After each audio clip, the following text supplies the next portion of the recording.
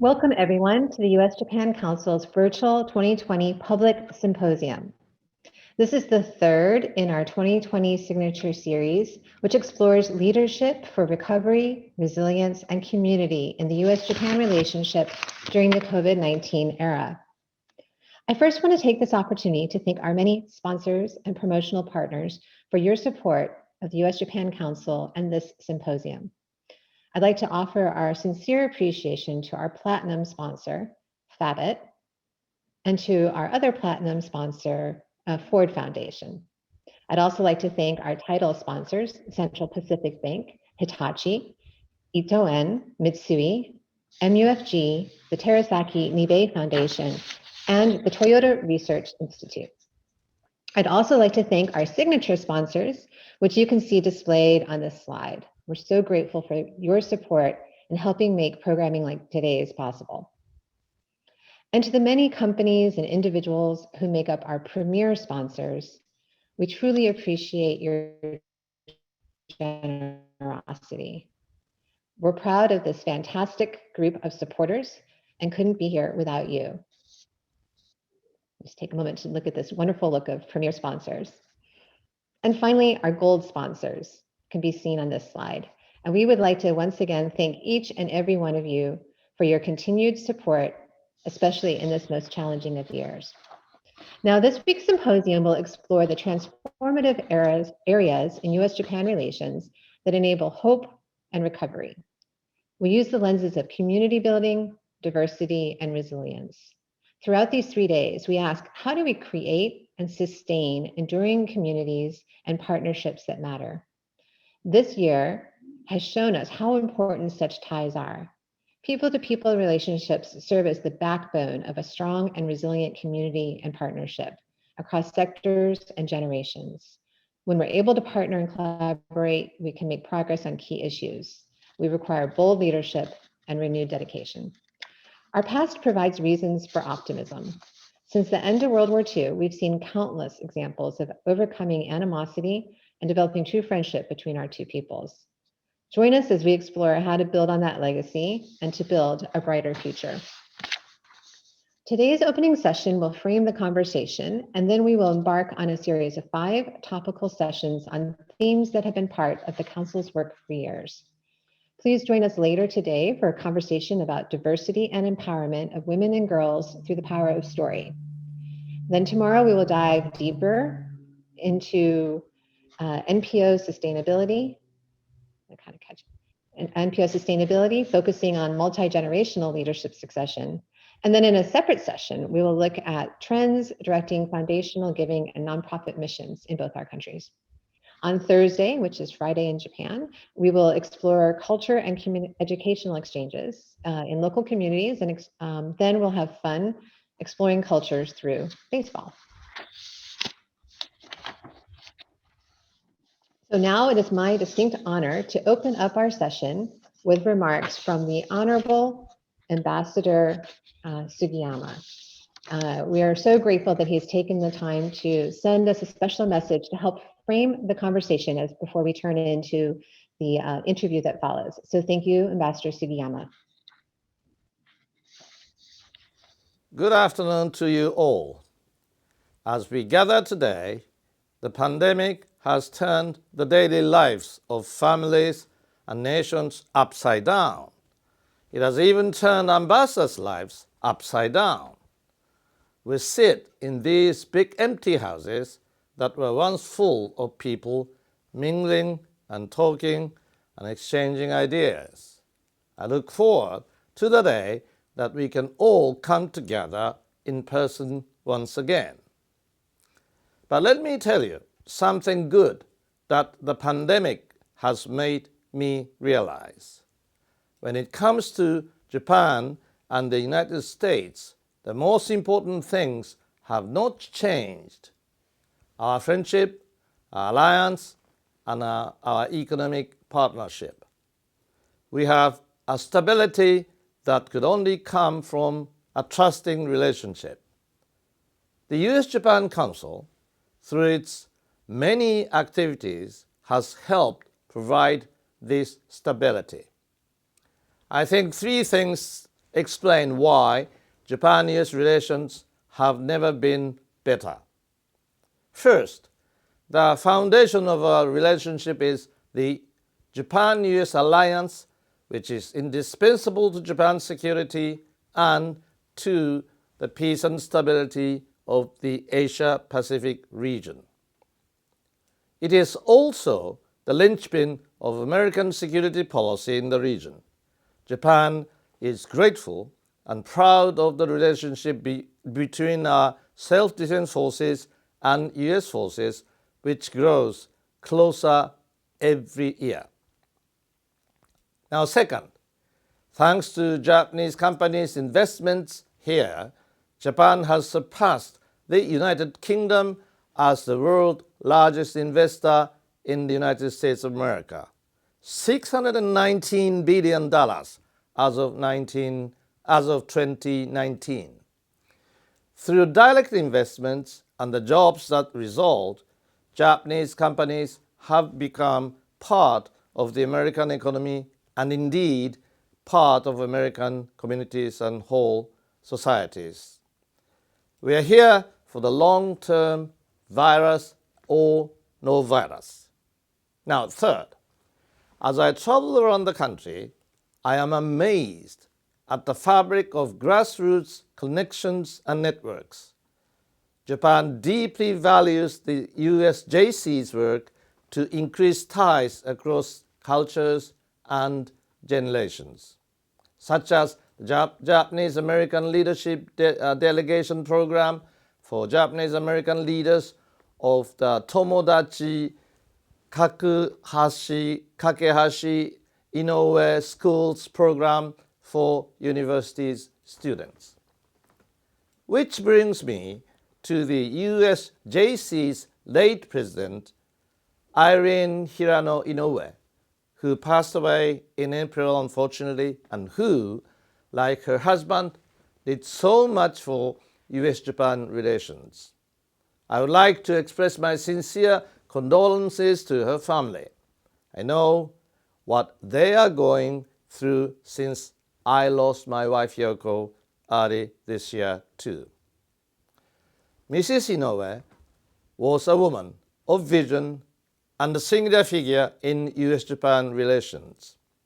And I am pleased to say that in recognition of her contributions to friendship and understanding between our two countries, the government of Japan decided to confer upon her the Order of the Rising Sun Gold Race with Nick Ribbon. I have no doubt that President Basala will strengthen our ties and advance our relationship in her own ways. With her proven skills rooted in rich experience, she and her team have already shown outstanding leadership to guide the USJC in the face of the coronavirus crisis. In closing, ladies and gentlemen, while the pandemic has imposed many constraints on us, the USJC has worked to keep us together, such as through this symposium being taken today. Thank you for all your contributions, and thank you for all you do to keep our relationship healthy and strong and even stronger. Thank you for your attention. Thank you very much, Ambassador Sugiyama. That was a very special message and covered a lot and really affirmed the importance of a strong and stable bilateral relationship and really motivated me to think about what more we can continue to do to build on the strengths that you mentioned in many different dimensions. And thank you for your warm comments about Irene, and we're sorry for your loss as well. So thank you for the inspiration. So now what I'd really like to do is introduce Diane Fukami and Deborah Nakatomi. And they're going to launch a new series, which we're calling the Japanese American and Japan Legacies series. And they're going to get personal with USJC's founding board chair, Tom Eno. I've really been looking forward to this interview, so I can also get to see a little bit more about Tom's background. Diane and Deborah are both very, very active members of USJC, and I am grateful to have them here with us today. So with no further ado, I turn it over to Diane and Deborah. Thank you very much, Suzanne. Diane and I are so excited to be here to launch this very first in a series of Japanese Americans in Japan Legacies interviews. Our first is with Tom Eno, and many of you know Tom's leadership with USJC, but there is so much more to Tom's story. And we're excited to be here today to both uncover some of that personal history with Tom, as well as hear a little bit more about his career and hopefully some surprises. So Tom, I'm hoping that people can see you on the screen. I don't have visibility with you quite yet, but I'm really anxious to start at the very beginning and to have you briefly tell us about your childhood and your family. Can everybody hear me? That's for starters. Can hear you just fine. We can hear you, but we can't see you. So is your camera, there you are. Oh, there you go. Okay, Nice. great. Welcome, Tom Eno. Well, thank you. First of all, I'm very, very pleased to be here. I'm very humbled to be one of the first interviewees, and I'm just thrilled to support U.S. Japan Council, as I've always felt. You need to know a little bit about childhood and family. Was that the question? Yeah, we'd love to hear a little bit about that childhood in your family. Well, going back just a couple of years to birth, I'm a Sansei, third generation. My mother and father were both raised in California. They both were UCLA graduates. And when the war broke out, World War II, my father got a large job with the largest Jewish accounting firm in Cincinnati, Ohio. So we left the West Coast, and I was born and raised in Cincinnati. And as a consequence, I never experienced the unfortunate internment camps during that period. In 1947, my father became the first Japanese American CPA in the United States. And he and my mother and I are repatriated back to Los Angeles. He started a firm because nobody would hire him. So he had a very small firm, and his clients were all the original Nisei businesses, the produce market, the flower market, the farmers, and the gardening association. And that's where it all started back in the 40s. I joined the firm in 1965, and it kind of went from there. My early years was in the Crenshaw area of Los Angeles. At the time, it was a very mixed cultures. It eventually evolved into sort of being a hood of Los Angeles, a difficult area, but that was many years later. My junior high school Audubon was all white. I was one of two Asians. My very first girlfriend was a very nice Jewish lady, Jill Stein. I can still remember her. My claim to fame, I guess, was I was a student body president of middle school, and my slogan was "School will be Kino if you vote for Eno." So that was very helpful.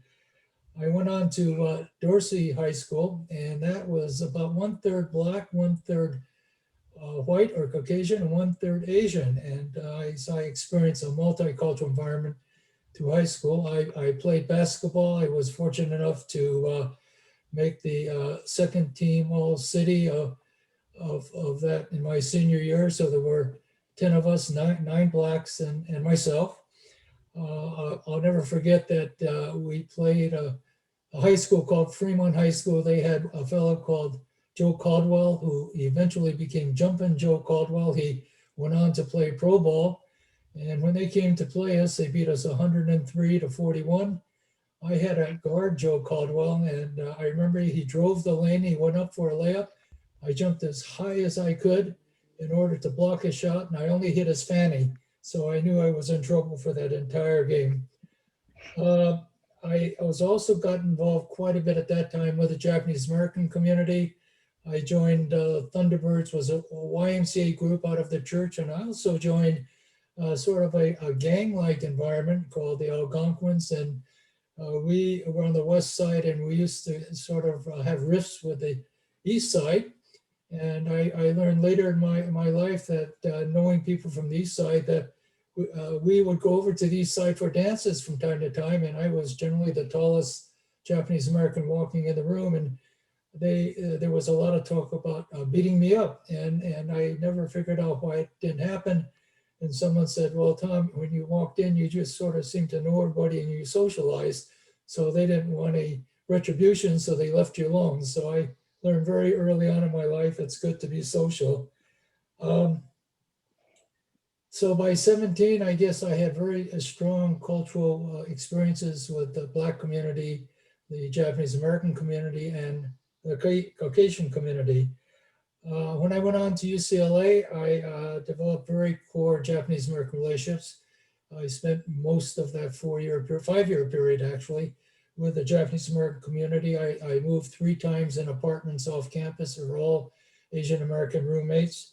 And today, many of the core relationships I have are from that era, the Japanese. I majored originally in psychology because I thought that if you had a job that you talk to people that were lying on a couch and you just regurgitate back to them what they tell you and you get paid, I thought that was a pretty good job. But I ended up in accounting because my father had a firm and I thought that would be the right thing to do. At UCLA, I met my first wife, Rumiko, a Japanese American, and we had 11 years and 2 wonderful children. My wife today of 44 years is Barbara, of a Caucasian of German-Irish descent, and we have 4 fabulous children. So that's a little bit of background of how I grew up in the city and where those first 17, 18 years started. Thanks, Tom. Love hearing that story. You began your career working with your father at his firm, and then you became president of the firm after he retired. Under your leadership, the firm expanded and merged with Deloitte, Touche, and Tomatsu. And so at that point, you headed the Southern California international practice, also now starting to do business with Japan. Describe your initial forays into conducting business with Japan, and how prepared were you, and what did you have to learn on the job? First thing is I had a lot more hair. The Shoin Accountants started back in 1949. It was the first Japanese American firm in the United States. I recall that and I wasn't there yet, but my dad had, as I said earlier, just the Nisei type of businesses in the US. I joined them in 1965 and there were about 6 people in the firm. At that time, our US clients were Mikasa, the Aratani family, the American Fish, the Doizaki family, Fukui Mortuary, Fukui family, Funakoshi Insurance. They were sort of the vanguards of the community and very, very strong business people. Our Japan companies were Suzuki Motors, companies like Hitachi, Nomura Securities, Kajima. I'll never forget a story with Hitachi. Hitachi sales was, and this is back in the late 70s, was run by a very competent CEO, Nakagawa-san. And I'll never forget that those were the chauvinistic days of Japanese leadership. And so Nakagawa-san lived in Pasadena, a very nice area of Pasadena. And he had his wife mowing the front yard and the backyard all the time, each week. And neighbors came up and said, Mr. Nakagawa, you know, if we all can afford, and I'm sure you can afford, to hire a gardener. So we have gardeners doing our lawn. So Nakagawa-san was very shook up. So certainly the following week, he had a very good gardener who was mowing his front yard, but in the backyard, he kept his wife mowing. So it was a very interesting time of development and relationships. My dad retired in 78, and in by 1982, we had 4 offices, Washington, DC, Sacramento. We were based in LA and New York. We had about 70 people, and I believe we're probably the largest local firm of that nature in the United States, but we could not compete with the then big 8 accounting firms. Today we only have 4. So I had a lot of discussions with about 5 of the big 8. We ended up merging with Deloitte Haskins Sells.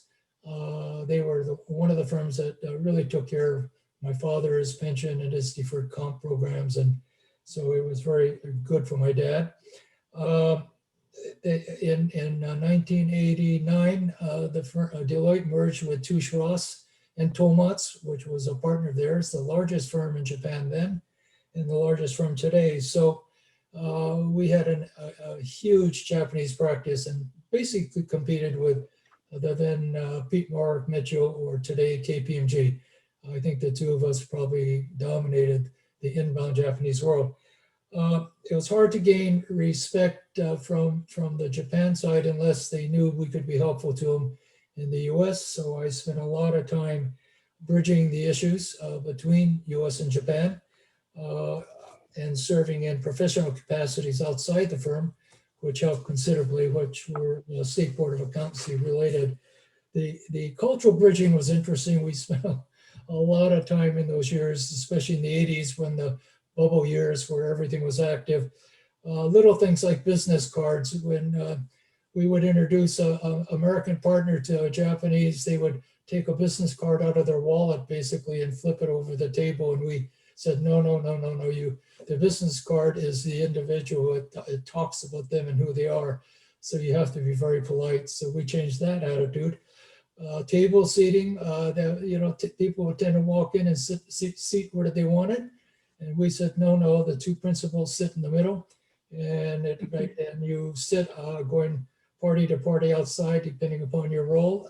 And the Japanese guest would always sit with his back to the door. There were just certain etiquettes. We talked about drinking, because drinking back in those days, you would take Japanese companies to dinner, and then they insisted you go on to a second party, which was a piano bar, or we call karaoke bars today. And so you either had to be a great drinker or don't drink at all, because they were important moments. The Japanese would talk to you about things in those later hours that they would never discuss in a broad day on a conference table. So it was very helpful. And then patience. You just had to listen to them because everything was so consensus oriented. I had a little story with Suzuki Motors. We visited, his name was Rick Suzuki, his American name. He was the grandson of the founder. And I took a consultant to see him to talk about time management. And there was a long discussion for about 45 minutes. And then finally the consultants said, so Mr. Suzuki, I think you like everything we're doing. I guess we're hired. And Suzuki-san went, "Etto, so desu ne." And he, of course, didn't know what it meant. We got up, we walked out. And in the hallway, he was patting me on the back and he said, Tom, you did a great job. And I said, what's the great job? He says, we got the job. And I said, no, you didn't. And he said, he never said no. And I said, Bob, he never said yes. So there were a lot of cultural stories and a lot of bridging, but we had a successful group, and 170 people in the group, about half of them were Japan based, originally from Japan or in the US permanently. So it was a huge, great mix and a great time professionally and culturally.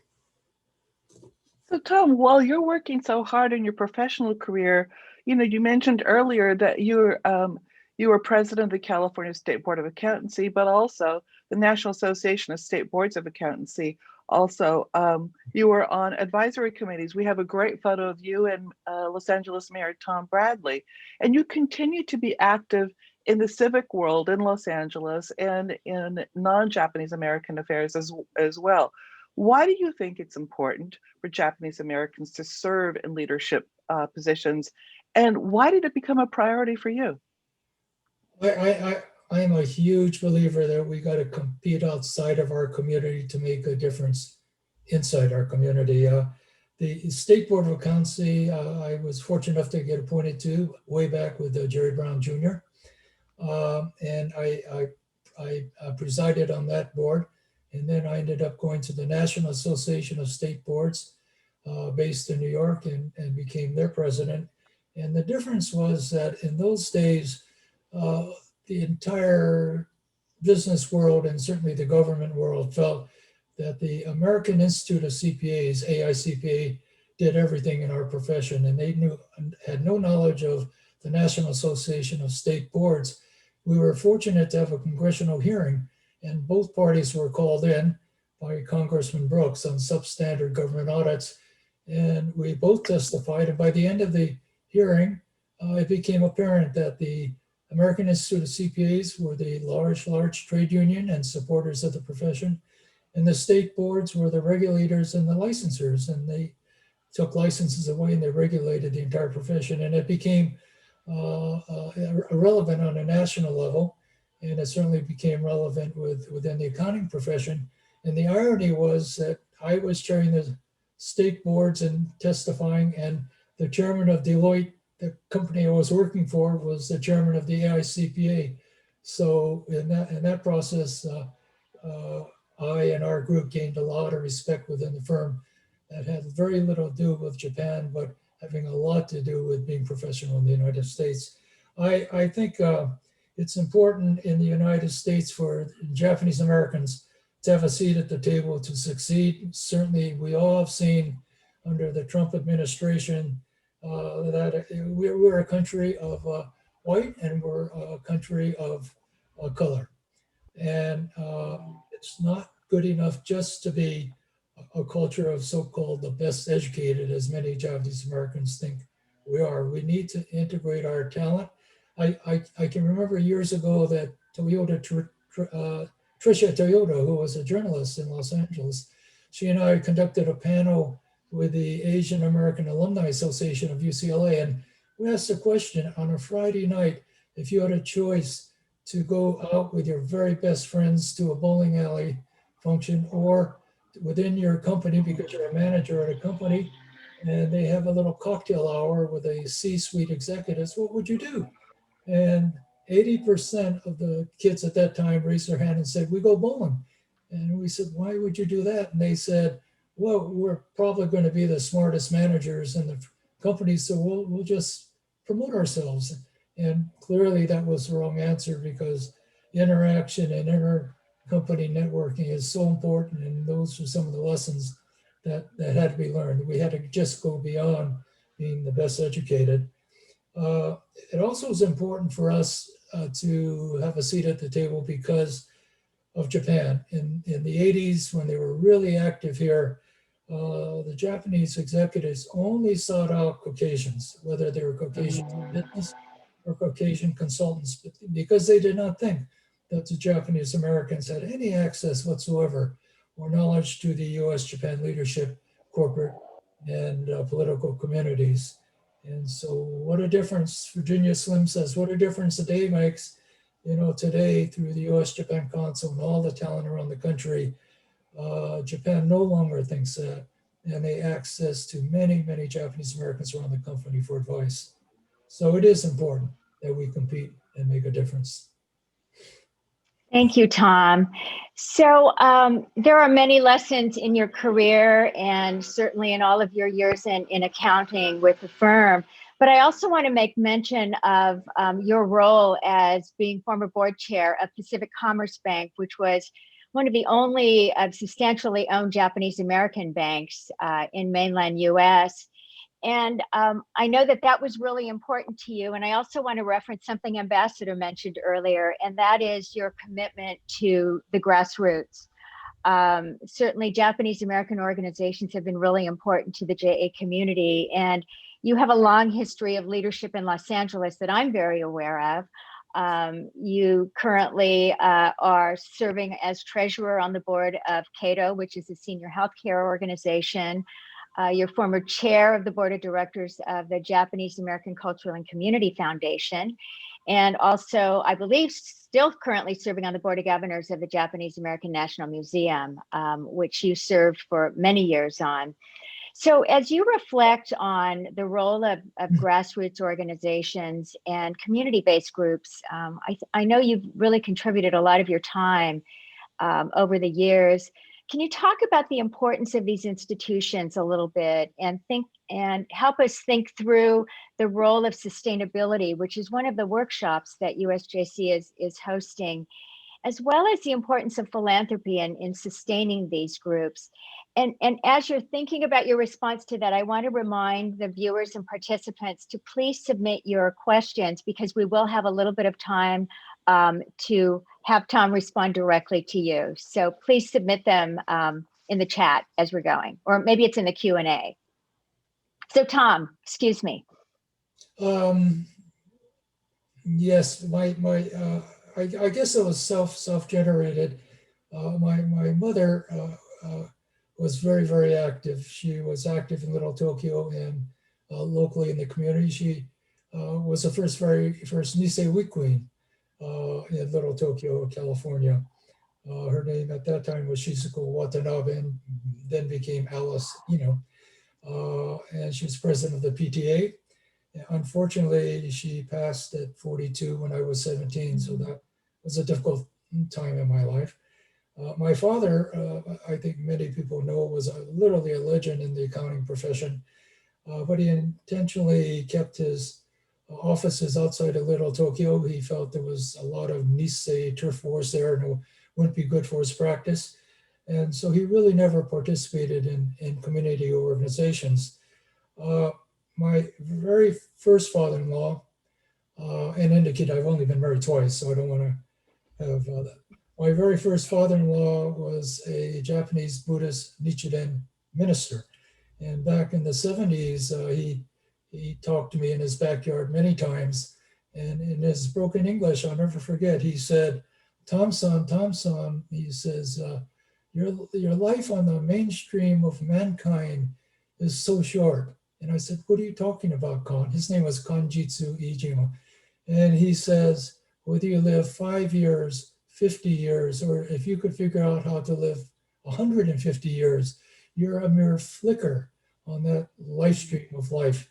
And so I said, oh, I understand. So he said, therefore, every day of your life, if you're lucky enough to get up, you must be positive, you must be caring, and you must be giving. And that I think really struck hard. He was a man of principle, and I think I lived my life to a large degree around that. My participation at JCC, and as you indicated, Cato and the museum, they date back to the early 90s. And I was the suspect earlier, I got involved because there were marketing opportunities for Deloitte, but subsequently it became part of my psyche, it became part of my life, and sort of what my father-in-law embodied in me. My leadership motto, probably is not surprising, was Irene Hirano Inoue. She was so committed to community, so committed to women's issues, so committed to US-Japan relationships, just unsurpassed. And my most memorable memory was assisting her in starting, as you indicated earlier, US-Japan Council as her founding chair. My passion with the bank, or it was called Pacific Commerce Bank, was primarily because it was Japanese American shareholders that entrusted the bank with their hard-earned money and investments. And there were two other Japanese American banks over the history of our community that both failed. And so all the Japanese Americans lost everything they invested. And I was just totally focused on making sure that if, for no reason, that investors in Pacific Commerce Bank would not lose a dime. We eventually merged with another larger bank, and many of the investors sold out at that time, and I think made a very good profit. And that to me is probably the happiest thing that ever happened. So I believe that the business is essentially key to economic survival, and I believe the not-for-profit organizations and the ones we talked about and many others are key to societal and cultural survival, and we all should be participating at both ends. Well, you certainly, shown that by example. You know, you were one of the few people who were at the table when the idea of the US-Japan Council began. Um, Hmm. Tell us about those days. You know, it was Senator Inoue, it was Irene. What about the vision and the goals of USJC captivated you at that time? That's well, it all began in year 2000. It was Irene arranged a small meeting with a few people because Dan Inoue at the time was involved in the museum and he was in town for their board meetings. And so it was on a Saturday morning. And she arranged a meeting with a few of us, and most importantly with George Artani, who was just an icon in our community. And at that time, Consul General Masakono, who is still active in Japan and on, I believe, the Olympic Committee in Tokyo. And he was a very active Consul General in Los Angeles. And Dan said, 55 years have passed since World War II ended. And he implored us to consider creating a bridge. He said, it's high time Japanese Americans and Japanese formed a bridge of understanding and to support each other. And Masakona went back and he was able to obtain some funding from the Ministry of Foreign Affairs to create what we now call Japan American Leadership Delegation, which is we call JALD. And it's continued from that point all the way up to the year 2000. And it was under the auspices of the museum. In 2007, late 2007, the museum made a strategic decision. They wanted to be primarily domestic focused, carry the message of the history of the Japanese Americans, which is rightly so. And so Irene left and formed the US-Japan Council as an organization to truly proactively bridge between the two countries. I'll never forget the first meeting was held at Dr. Paul Terasaki's office, one of the, I think, the three icons in our entire community, Paul Terasaki, George Artani, and Senator Dan. And Paul said, you know, the programs must be unique, must be distinctive. There's many organizations that are dealing with US-Japan. So if you're not distinctive, don't get started. And George indicated you must embrace the Japanese American leadership and talent around the United States. This should not be a local level type of initiative. And the senator said, and of course we need to get major support from Japan. So he asked George to please help support him because George was as Japanese as he was Nisei. He went to school at Keio. He was on the board of Kajima. He was on the board of Sumitomo.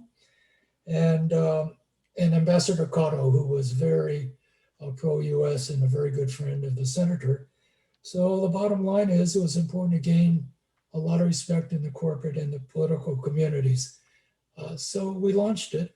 And the game changer was, unfortunately, in 2011, there was a Tohoku disaster. And as a consequence of that, Irene and the then ambassador to Japan, John Roos, who's still very active with the US-Japan Council, formed a private-public partnership to create a major exchange program between US and Japan around education, around youth, around sports, around culture. And Suzanne was at that time an integral part of the John Roos team. And so she has had a relationship with US-Japan Council initiatives all the way back to the 2011 period. A side note, when we talk about just fond memories, is to watch the tremendous appreciation Senator Dan Inoue had of George Artani. George was about 10 years older, and Dan just revered George in terms of what he accomplished both in the United States and in Japan. And I was just really just fortunate to be at a dinner in Century City in which the senator was there and Irene was there. And it was many dinners that he had come to LA for. And every time he came, George Artani would pay for the dinner because it was appropriately so, I guess.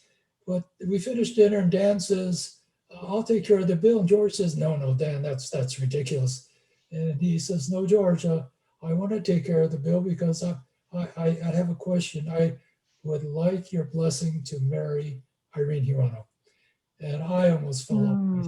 It was the first time It may have been even before discussion with her children. And the blessing, it was so important to Dan in a way. And George said, I know your wife passed away. Has it been more than a year? And Dan said, yeah, it's been about 14 months. And so George says, you have my blessing. And I almost broke down and cried. It was just an emotional moment. And it was so symbolic about how close those two were and the respect that Dan had for George Artani. So those are some of my brief memories of early encounters. Yeah, those are great stories, Tom.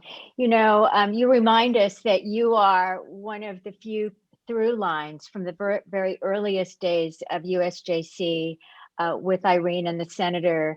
And now as we're looking at the future of USJC, having it just passed its 10th anniversary mark, you were the first board chairperson.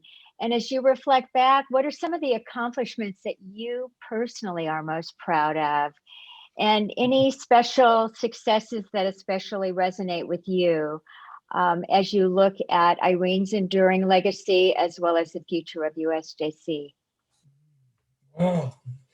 I can tell you I'm most proud that in identifying and engaging prominent Japanese Americans throughout our country nationally to participate in this bridging process between US and Japan. Literally every quarter, top people in business, top people in the service industry, top people in academics, top people in the not-for-profit world are being identified, and each year more and more, and all contributing to the process of bonding with counterparts in Japan. I'm really proud about the programmatic success of the JALD program, the Tomodachi program that we discussed, and the ambassador discussed earlier, the Silicon Valley program, which matches up Japanese technology entrepreneurs with major mover shakers in Silicon Valley, and largely the baby of sorts with Dr. Okamoto, Dan Okimoto, who is up in the Stanford area and has helped create that for USJC.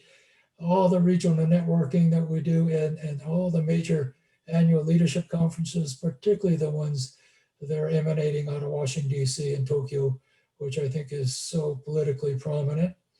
I'm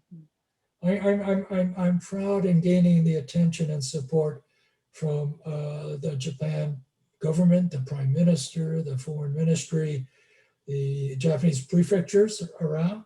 I'm proud that we've gained support from the Keidanren, the largest organization of corporate business, down to the prominent entrepreneurs such as Uniqlo and Rakuten and others. And I'm most proud really to observe the soft-spoken Irene Hirano Inoue, who walked the halls of Prime Minister Abe, Foreign Minister Kono, the ambassadors Kato, Fujisaki, Sasai-san, and now Sugiyama-san. She walked the halls of Hillary Clinton, she walked the halls of John Kerry, and she walked the halls of our now president-elect Joe Biden, whom all they know very well. She walked the halls of the Ford Foundation. She walked the halls of Kresge Foundation. She walked the halls of the Smithsonian Foundation. And her marriage to the senator was by far the most influential couple of our culture, probably in the history of our culture. They were so significant and so important to the United States. And she did it all with purpose, and she did it with grace, and she did it with dignity. Just a beautiful human being. Oh, that's a wonderful tribute, Tom. But don't diminish your own how you inspire so many of us. In fact, we're getting questions in from people who have been listening to this and have some things that they want to ask you. So our first question is from Nadia Garcia, and she says, in your experience, how significant has your ability to speak Japanese or not been in the interactions with Japanese people, if it's in business or otherwise? Yeah, that's an interesting question, because I've never learned Japanese fluently, primarily because I am Japanese, and it became pretty apparent if you do business at certain levels with Japan the language, the innuendos of the language are such that unless you do it extraordinarily well, you can make huge mistakes and you don't know it. Many of my Caucasian friends, particularly during the bubble years, and many were Caucasian attorneys, took Japanese language lessons, and 90% were being taken from female Japanese teachers. And they went back to Japan and they spoke it, and the language differences are very different between men and women, but they were tolerated by Japan because they were Caucasian. So I felt that the safer route was to remain in a pure speaking English arrangement. And it was very difficult in the early years because the Japanese speaking ability in English was much more difficult. As many of we all know today, they come to the United States and they're very, very bilingual, so it's much easier. I had an interesting experience way back this is in the 70s when I was representing a company called Alloy Tool Steel, and they were importing steel from Nissho Iwai, a trading company at that time in Japan. And the directors of Nissho Iwai, 4 directors, came to the United States to negotiate a position of buying 30% of Alloy Tool Steel because they're sending all their steel to Alloy Tool Steel. And they only spoke Japanese. Of course, we only spoke English. And there was over on the side a bilingual attorney, and all the conversations were going back and forth this way for about a day. And after early in the second day, we concluded the conversation to the benefit of all parties. And I'll never forget, I got up, and as I was leaving, and his name's Takahashi, I still remember, one of the directors came running around the room, patted me on the back, and he all of a sudden started speaking broken English. And he says, Ino-san, he says, you did a very good job for everybody. We appreciate also, but never call us a ding dong again. I kept leaning over and I said, that ding dong. And apparently they understood everything we were saying. So very early on, I learned it's really important to know who you're talking to. And very early on, I realized I'm going to speak pure English. Yeah. That's a great story. So here's one more question, and this one came from Kelsey Eno, who I believe is related. So the question is, what recommendations do you have for younger generations to help continue the work that you and others have contributed and helped to build? And what do you see for the future for community spaces like Little Tokyo, which with relation to Japan, I think is what she's referencing.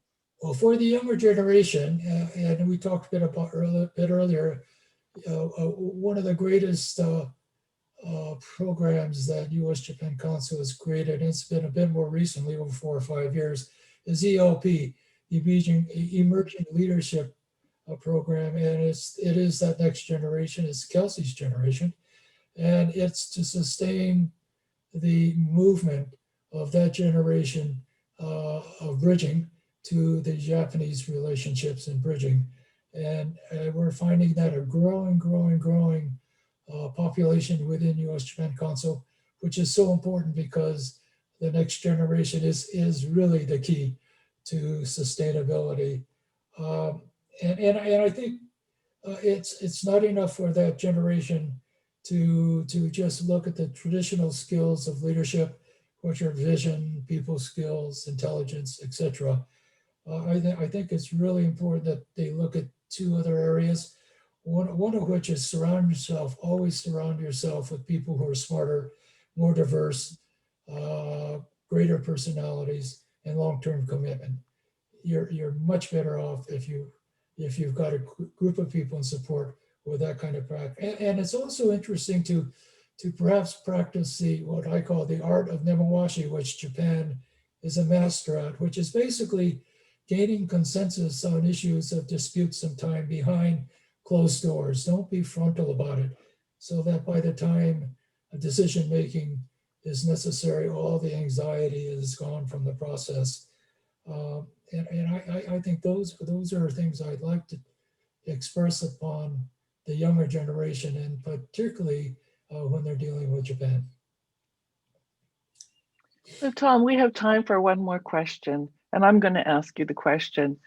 You know, recently as a Japanese American, you were one of the few Japanese Americans who was invited to Japan for the enthronement of the emperor. I can't imagine what an honor this must have been and what your grandparents must have been thinking. Tell us a little bit about that experience and what you were feeling when you received your invitation and were allowed to go to this very special, auspicious ceremony. Yes, that was quite amazing back, I believe, in October of last year. Um, it was an amazing program to watch the transition of cultural power in the country of Japan. I guess it was a third from the third change in terms of the emperor during modern times, since World War II. It was breathtaking. When I say we, there were 6 Japanese Americans invited to that to observe the ceremony physically. I think, to be honest, the most prominent were Norman Mineta and Irene. In fact, that was the last public event where she traveled before her unfortunate passing earlier this year. There were notably a number of Japanese Americans from South America, which I didn't really realize, but had just so much activity with Japan, much more actually than the US in early days. It was notable that the people who attended, and it was a huge level of attendees, were a lot of monarchs, kings and queens and people of the like. But the president sides of the United States and France and Germany and Canada were not necessarily present. They sent second or third. The United States, Donald Trump sent Elaine Chao, who was the secretary, who is the Secretary of Transportation, and also the wife of Mitch McConnell. And so that was present. But I think the most visible and notable of everybody was Prince Charles. And I think he was watching that ceremony with a lot in mind, because at some point he'll probably be going through the same process in Britain. It was pouring raining that day, so unfortunately we couldn't sit in the courtyard of the palace to observe. So we were all sequestered indoors, and we were on they had TV screens. So everybody that watched the ceremony around the world were getting the same views that we were getting, even though we were there. But it was a wonderful experience. Prime Minister Abe hosted a major a dinner for all the attendees at the New Otani Hotel in Tokyo, and the new emperor hosted a series of luncheons at the palace. And so I suffice it to say that those that were in attendance, it was a once in a lifetime experience and very, very moving. It sounds very, very memorable. We had just shown the picture that was taken with you and Irene and Minister Kono at one of those events that sounded like it was a lifetime experience for you. So our time is almost up. And Tom, we really want to thank you very much for your leadership and for you, along with many of the others who have laid such a strong foundation for USJC, of which we are able to carry forward into the future. And we want to appreciate you. We want to appreciate all that you continue to do. And thank you very much for being our very first legacy interview today. So thank you so much. And I'll turn it back over to Suzanne. Thanks again, everyone. Thank you. Appreciate it. Thank you very much, Diane and Deborah, and especially to you, Tom. That was so much fun, and you're authentic, and you shared your wisdom, and it was really inspiring. So thank you. And I just want you to know, if I ever have the opportunity, I am keen to vote for Eno in the future. But I think, more seriously, what really struck me, and there's so much that was wise, but was this idea of making sure there's a seat at the table for our young leaders in the community, in the Japanese American community, in their professions as well, and then also in the US-Japan relationship. And there's so much that you said that made me feel inspired about my opportunity in USJC to really build on Irene's legacy, but that was really the call to action for me to make sure that's what the council provides for our next generation. So thank you. And what a great role model you've been, which is my segue to say to everybody who thank you for being here today. And I hope you'll join us for the next session of this public symposium, which will take place in 3 hours. And we have a real treat. We'll be having a roundtable hosted by Linda Calhoun, who's the founder of a really wonderful nonprofit called Career Girls. And she's going to convene a roundtable of these fantastic women that you can see here on the screen. And they're going to talk about the role of the power of story and their experience as role models, and how that unleashes opportunity and empowers the next generation. And what a great way to show that that's important by having Tom with us today. So thank you everybody for joining us, and I hope I'll see you in a few hours.